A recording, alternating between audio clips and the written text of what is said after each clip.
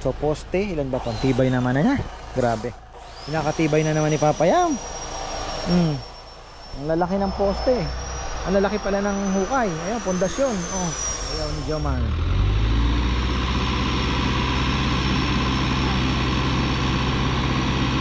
Maganda yung lupa. Ayun, may mga ugat-ugat pa oh.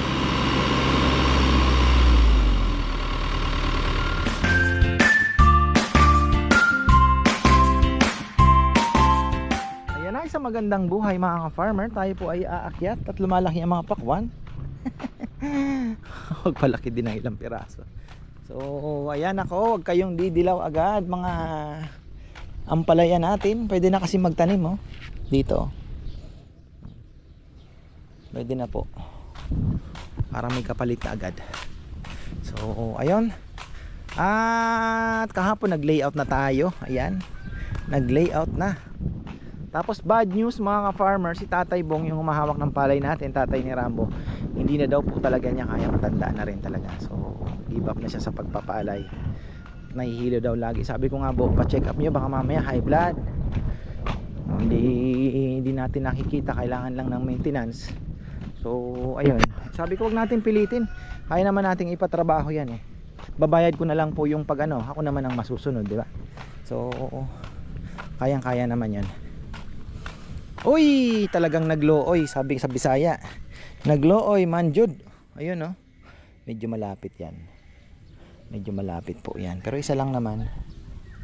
Palapit yan naman. Nasakto dun sa ugat yung linagay natin na fertilizer. Tapos ayan, checkin na natin. Nagpa-deliver pala ng tambak si Papa Yam. Ayan mga farmer, nagpa-deliver po siya ng tambak dahil kulang daw ang tambak. Hindi ko mapapagastos tayo dito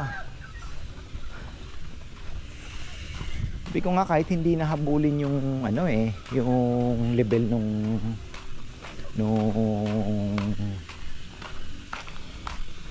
lupa kasi ano naman eh, pababa naman to eh. Pero kailangan pa rin daw. Yan o, isang bagsak na yata ito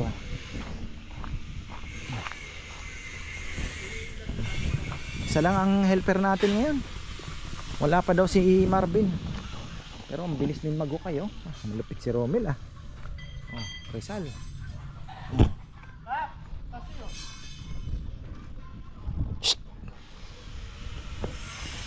So bali ito pong malalaki, yung D4, sakto yan, 4 corners.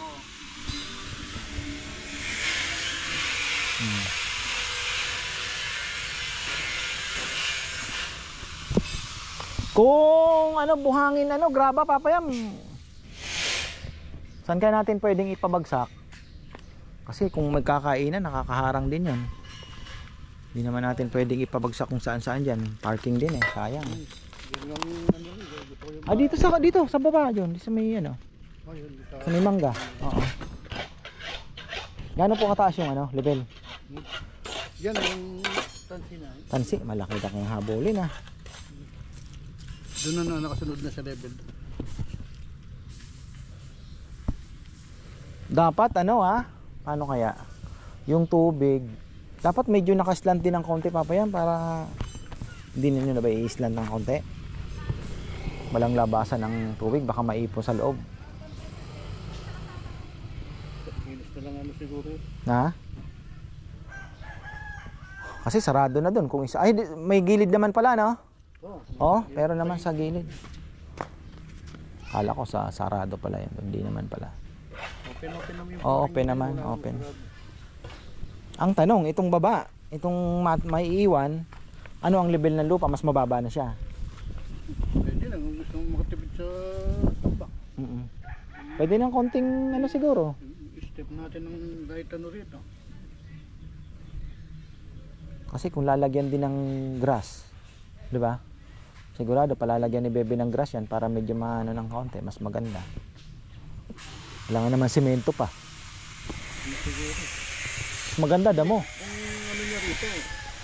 Para naka landscape ano, sa gitna. Yung pinaka playground dito. Playground Mataas Kapila po wala. Kasi kahit ano lang ang kapal siguro, hindi naman natin kailangan ng 4 yan. 40 by 40 na ano ba? 17.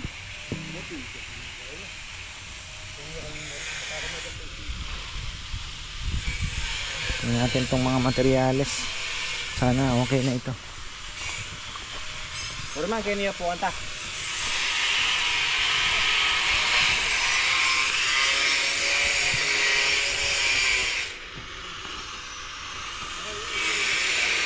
Tapos stress na lang para medyo makatipid-tipid tayo. Stress na lang po yung ano, yung mga ibang poste.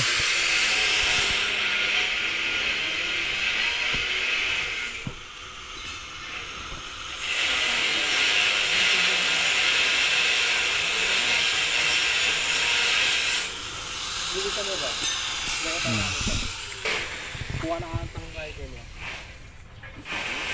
Ganun na daw yan. Kasi nga, ang mangyayari mga farmer,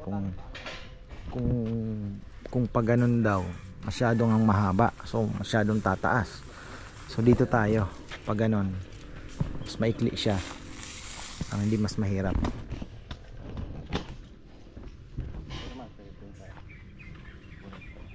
Oo nga, no?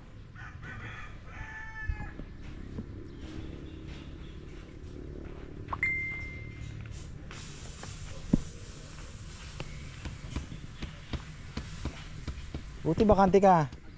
Trabaho. Hindi pa na ano ko yung mais ko. Ha? Hindi pa nagi. Nagmamais ka ba? Opo. Inabot na ng ulan. Lugi po kami doon. Tsaka mura ang mais daw eh.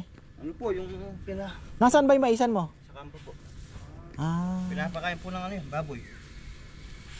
Ano yung tanim mo talaga? Magkano ang kuha ngayon ng ano? Ano lang po, Per kilo? Nakamataas, 14. Oh. Lugi po kami ngayon doon. Gastos namin, nasa ano na, 400 maybe. Kaninong ano yun? Kaninong pala yan? Kay maisan? Si ating po, Ah, sa kanya din.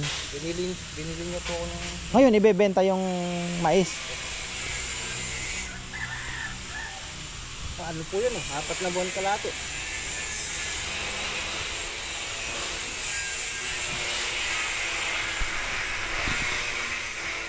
Wala tayong lechon ngayon. Pero dumating na yung mga baboy ni Anthony. Silipin nga natin. Farmer Anthony Yap. Dami niyang baboy pang December. So swerte na naman mga pang December natin. Napakagagandang baboy mga farmer. Ang technique natin dyan alamin ko na kung ilan talaga yung ibibigay niya. Tapos anuhin na natin yon, itatansyahin na natin kung sarap ng tulog. Oh, choy choy mga farmer, ha, kagaganda. Wow, the best in the west. 25 kilos pinakamababa rito. May 35, may 30. So puro pa order po ito, pang order po ito mga farmer. Ang pang chop natin ay ayun, 3 na lang pala. Pero may darating daw si Boss Kulot na 3.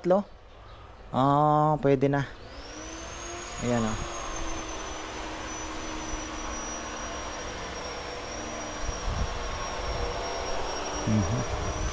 1, 2, 3, 4, 5, 6, 7, 8, 9, 10, 11, 13 nga.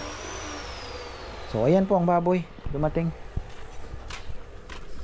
Bukas nga may order sa Alcala, Pangasinan.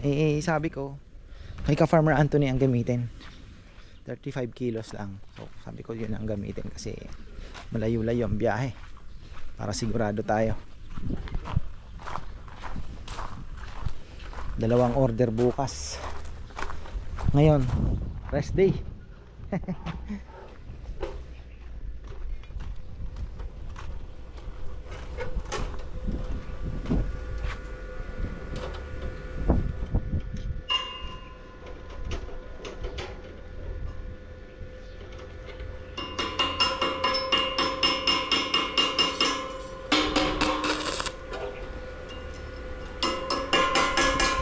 Ito pala yung 3,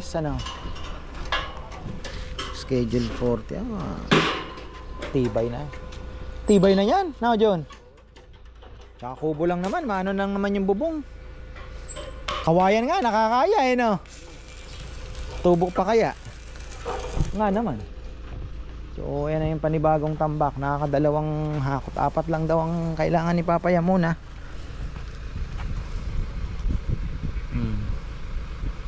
Mas mabilis kasi to. Yung kay Marisa, hihirapan po sila. Tagal namin hinihintay. Ito mabilis lang oh. Dito lang po kasi nanggagaling yan sa Arayat. Yung kay Marisa Candaba pa. Kaya okay na rin.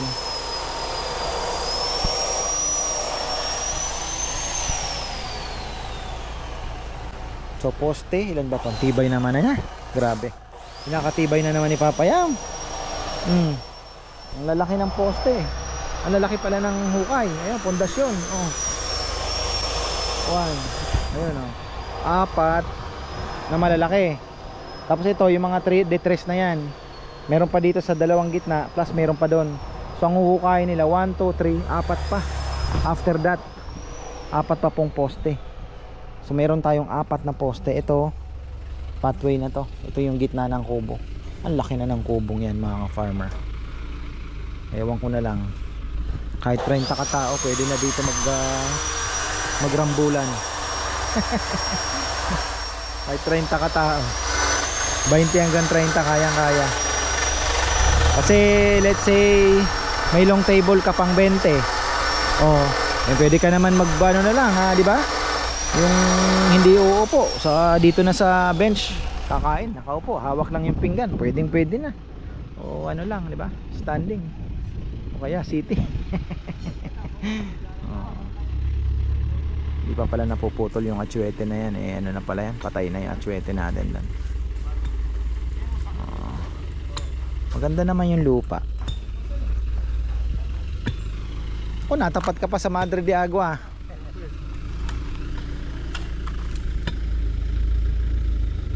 Bagay, bulok na din yan pero makakapit pa rin naman. Okay, hindi na mahirap. Kasi siya kapon nilalang po na. Ang dami.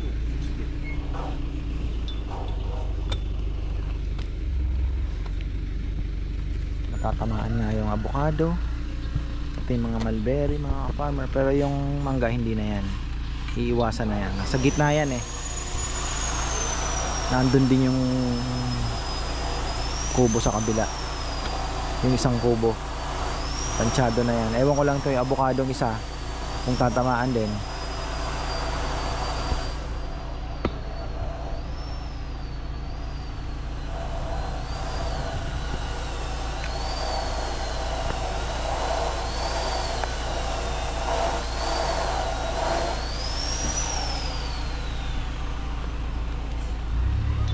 Ito yung kinukuhanan nito ay taniman ng mga mais, mga farmer, at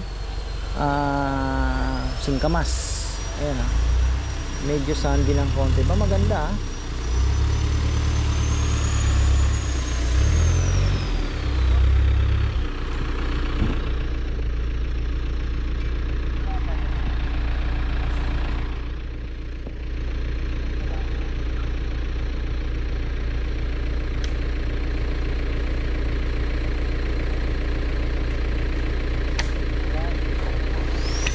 Ano naman na yan, tuyo na yan. Di mo akalain na itong part na ito ay magiging ganito dito mga farmer.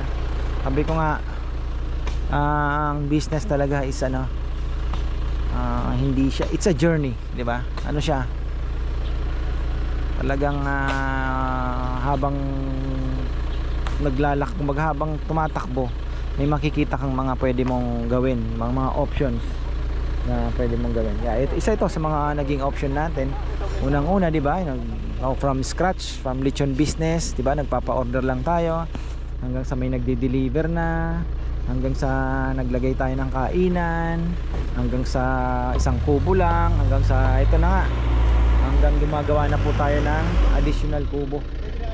Di pa natin alam kung ano pang susunod. Sulong bagya. Ayun. Lakas ko si Romel eh. Bayaw ni Jomar.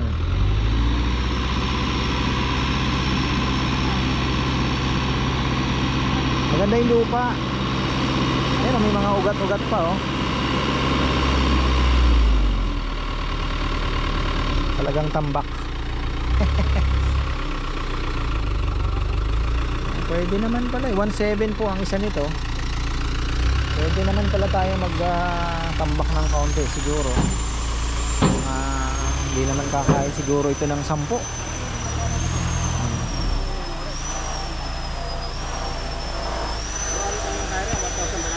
Hindi yung pagtikos to. Ha? Anong saging? Pagtikos.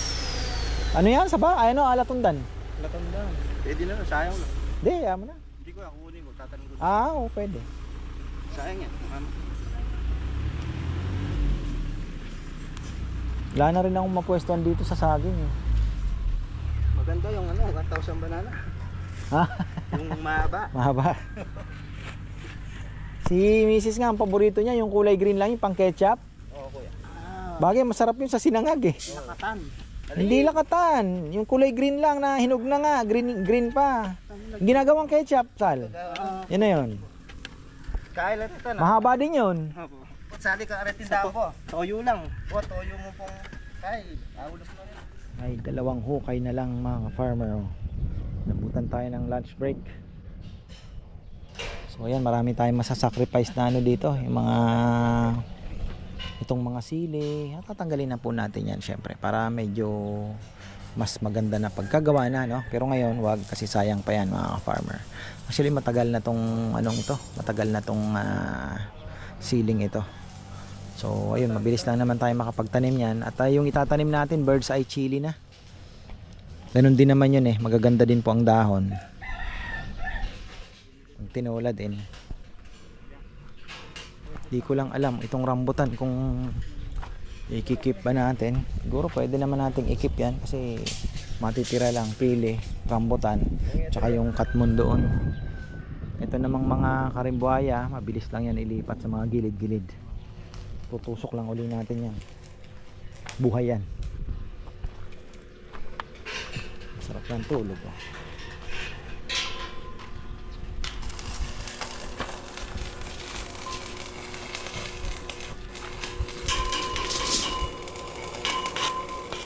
Daming poste no.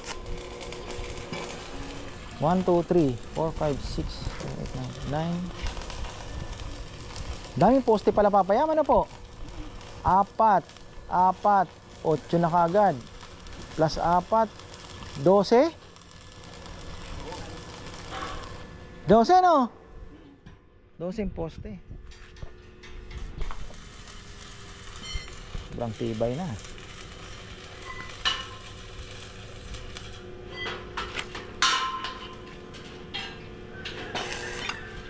Ito na yung 2x2 kahapon. Ayun lang diniliver to.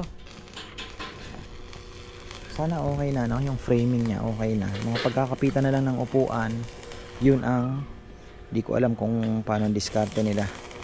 Pwede namang flat bar na lang, tapos may no, papatong na lang doon yung kahoy. Palochina lalagay natin para mas maganda na.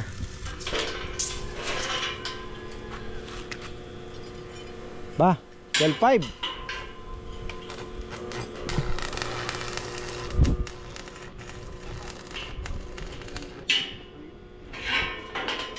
Sana wag umulan. Hey.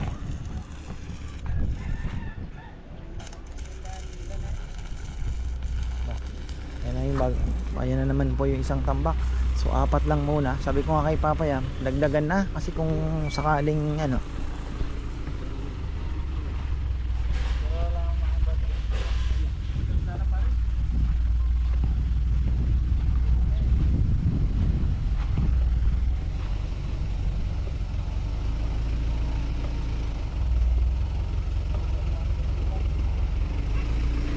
din naman maganda din naman po.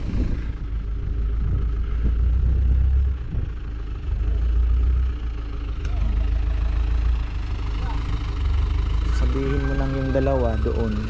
Dalawa. Pwede mga 3 pa siguro. Kaya na yan. Mataas pa ng konti yung dito. Paano muna ako at magligisa pa pala ako ng toge. Ay, medyo nasasanay na ng kaunti. Di pala natapos ito. Yung sa loob sana maanuhan pa, no, para at least maganda. So ito, binabagsak na naman ni Papa yan dito. Isa, kulang pa rin yan, no? Sabi ni Bebe pala, mga ka-farmer, ito, yung CR daw doon, ayaw niyang pagalaw. Yung CR po doon sa dulo, na pinaplano kong maging comfort room, ayaw niya. Kasi sabi niya, pwede naman natin yung baboy doon sa dulong dulo ilagay. Tapos yung dating baboyan na yan ay pwede pa rin natin gawing ano pa, view deck pa, parang pwede pa tayong, o nga no, sabi ko. So yung CR daw gagawin, pwede naman sa ano na, sa may ingat po, ingat, sa may ano na, dulo na.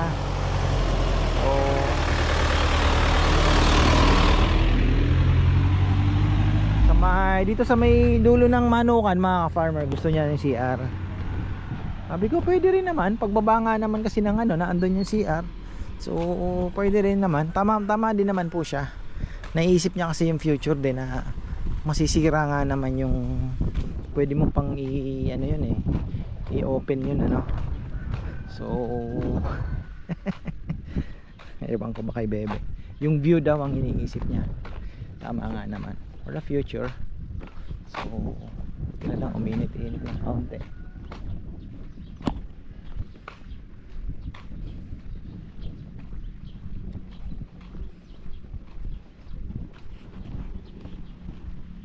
Yung ano, yung tambak, may mga ahente kasi, inaahente pa. So yung driver ayaw na din ng ahente, ayaw niya nang parang gusto niya sa kanya na din lang po yung ibabayad na para ahente. Sabi ni Papa Yam, nalilito ako sa kanila kasi ayaw din naman nila ibaba presyo. Siyempre si ahente ayaw din naman magbagsak ng walang ahente, parang ganun. Siguro kasi 1.7 yung ano, 200 din sa ahente. Gusto din sanang makuha din ng driver. Ay, ang gulo eh. Napakaganda ng init. Tutuyo yung ating palay, mga ka-farmers. So ayun,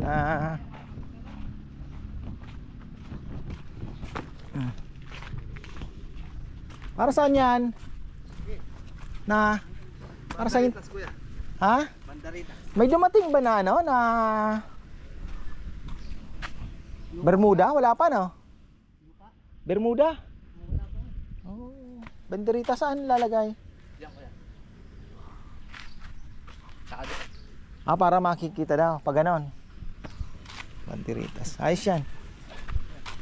Masabit pa ako Uy! Gerimbera. Uy, tuyo na, men. Okay na to.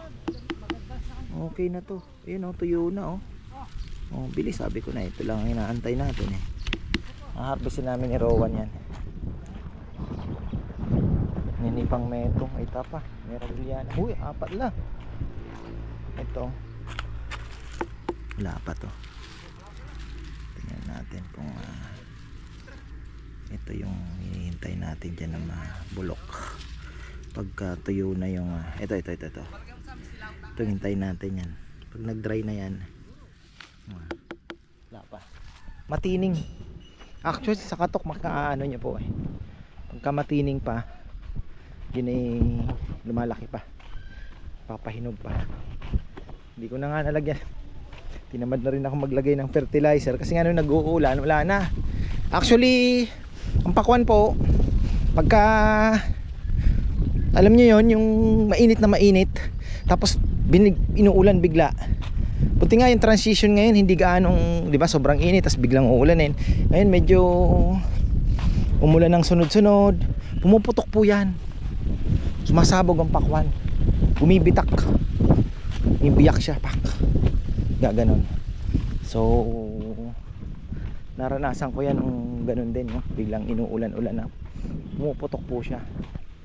Tapos yung pakwan naman na pabulok na, sumasabog din yun. May nabili ako, nagulat ako, sumabog po. Sumabog talaga siya. Yung sira na. Karamihan dyan yung sa mga alam mo na, kalsada. Pag hindi po kayo marunong, hindi naman po lahat, pero may mga ano talagang hindi honest. Alam nila biyahero, hindi ka na makakabalik, ibibigay nila sa'yo. Medyo ano, lalo pag di mo pinabuksan. Ay, balikan natin to bago tayo magtapos at kami aalis pa naman. Ano daw si Bebe, hindi ko alam kung mapapatuloy pa natin tong kalsadang ito dito kasi marami tayong ano, mas gusto ko muna itong unahin. Ano na ba to? Oh.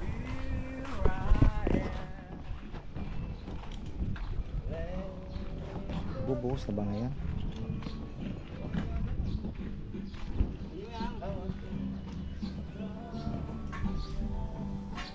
Okay na, parang bahay na naman ito. Ang tibay. Bagay, bakal na nga kasi. So nangyayari niyan yung pundasyon. Sabi ko, paano ba to? Kung bubuhusan lahat ito, malaki naman ang konsumo sa semento. Pupormahan na lang daw ni Junjun ang hollow blocks. Pag ganun, para makulong ng konti yung ano. Kasi pag binuo mo yan, medyo maraming kakainin yan. Oh, lalim eh. Yun na oh. Ano daw sabi ni Papa Yam, yung mga graba-graba, hindi pa ba tayo mabitin tayo ha? Graba buhangin. Apat na lang po kami. Meron doon sa yung sinako po namin. Sinako. Pero maganda na din kasi sigurado kulang pa rin yun eh no? Bukas ko na itawag. So ito kakain to ng 2, 3, 4 siguro. 4 na graba. Ang 2 graba. Kasi malaki po yung ano niya, bali times 2 yun, bali 4 na. Papantayin pa pala. Bago ba tayo mag-flooring, papantayan. Hindi mataas daw eh. Bagay, gaano daw pala kakapal yun? Yung flooring? Oo, kasi hindi naman, so wala naman sasakyan na.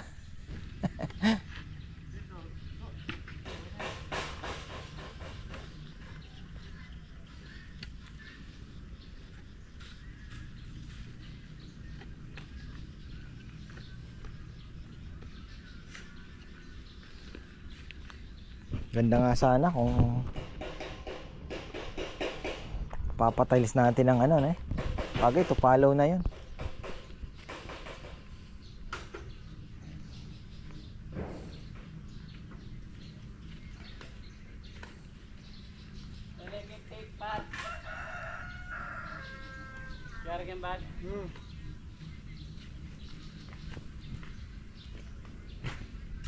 Okay na. Tapos lipat pa ng avocado. Ito na lang si Erwin, gumit na. Kung hindi, nako, delikado.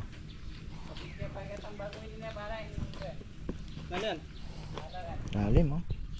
Ito yung main na poste, 4. 4 ang ano, ang laki. Yung 3, ito na. Lahat na yan, 3 na. Oh, tibay pa rin yan.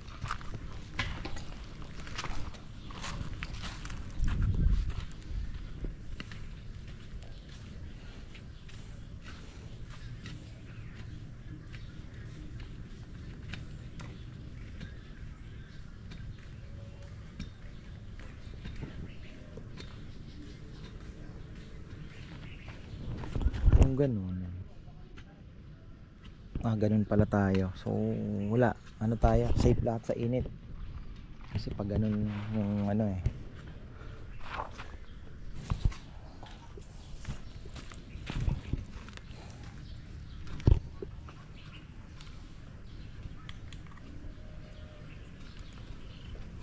Gagamit mo talaga yung mga scrap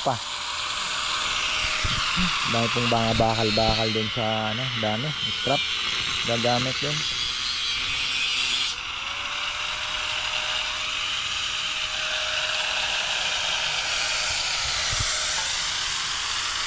Shout out pala kay Tita Susan Laconico. Ayan, Tita, get well soon. Stay strong, syempre. Ganoon na rin kay Tito Luis. At syempre si Mike.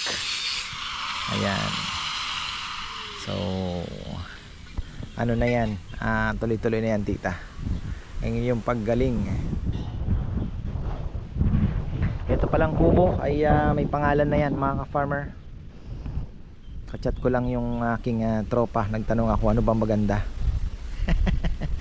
So may pangalan na po yan, kubo. Para at least pag nagpa-reserve kayo, hindi na lang pa-reserve kami ng kubo.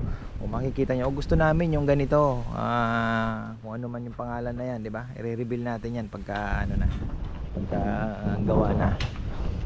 Reserve namin yung ganitong kubo. Ito nga, papangalanan na rin natin para at least pag nagpa-reserve sila, alam na nila, ano pa ba? Available pa ba yung ganito? Sa kasapsapan yung Nara, Mahogany, mga ganun po yung pangalan ng kubo nila doon. May pala, nakakuha pa na ni Junjun yung mga bakal. Ayos.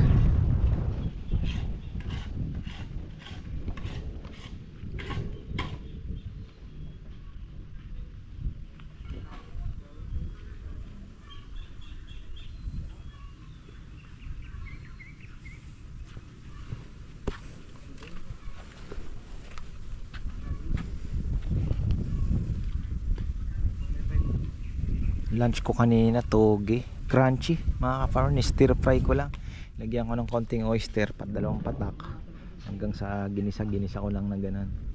Medyo nakakapanibago. Tapos isang itlog. Sana mabawasan tayo ng kahit mga 15 kilos. Grabe, laki ng tinaba ko. Sobra. From nasa barko ako 72 kilos ako. Medyo mataba na ako noon kasi nagsi 68 ako dati, 66. So ngayon 85. Ang laki. Di biro ang 15 kilos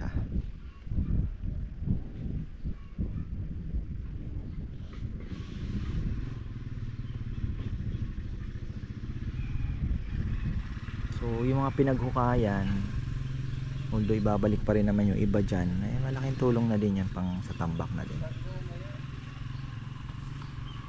Ano? Wala, kompleto na pala yung mga paa. So bali itong D6, Jude, ito yung iikot sa perimeter. 2x6. Ay, yung ito? Oo. Paikot, no? 2x6 paikot siya. Nagiging matibay naman yan. At compare sa kahoy nga naman, medyo mas maganda na yung bakal. Pinturahan na lang natin yan ng parang kahoy. Kaya na siguro ni Jomar yun, yung ginaganon lang. Napinturahan ng brown, may parang haspi na lang na gano'n. Nang paka-arte pa, di ba? Uy, okay na nga ka-farmer. So mga batteries natin kailangan nang buti nga ito si GoPro ay lumalaban pa. So ayun. Ano na ba to? Isang taon na din mahigit siguro. Hindi ko na masyado matandaan kung kailan ko binili to Basta pangatlong GoPro ko na po ito, mga ka-farmer. 1 year lang tinatagal. Yung GoPro Hero 9 halos 1 year retire. Yung 10, 1 year din retire. Ito medyo tumagal yung 11. So ayos. So yung battery kailangan kong ipalitan So Shopee dami, mura na din lang naman. 12 na nga yung binibili ko.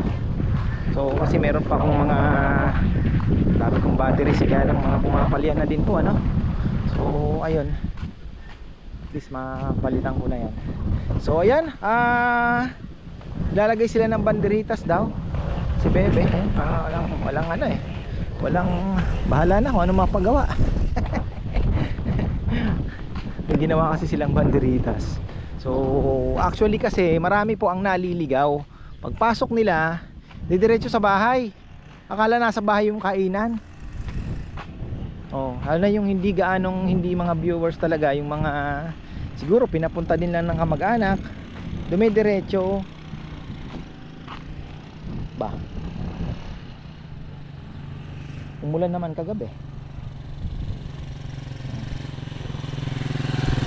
Ating mga ano, si Thomas nagtanim. Maraming papaya. Nag-message ako sa kanya, napanood ko sa vlog. Kay Lee din galing. Sabi ko, galing pa pala kay Lee yan. Wala na rin naman siya kako. Galing din yung kay Lee kako yung kinuha ko. Wala na siya. So, ayun. Talagang kailangan natin. Mukhang konti pa naman ang tumubo doon sa pinunla namin in Hong Kong. Parang walang gaanong tumubo. Sablay ata yung makagawa namin Pero dinidilig ko naman palagi. So ayan mga ka-farmer, tapos na naman tayo. At banderitas bukas ay bubuhos na siguro yung mga yan. Ayan.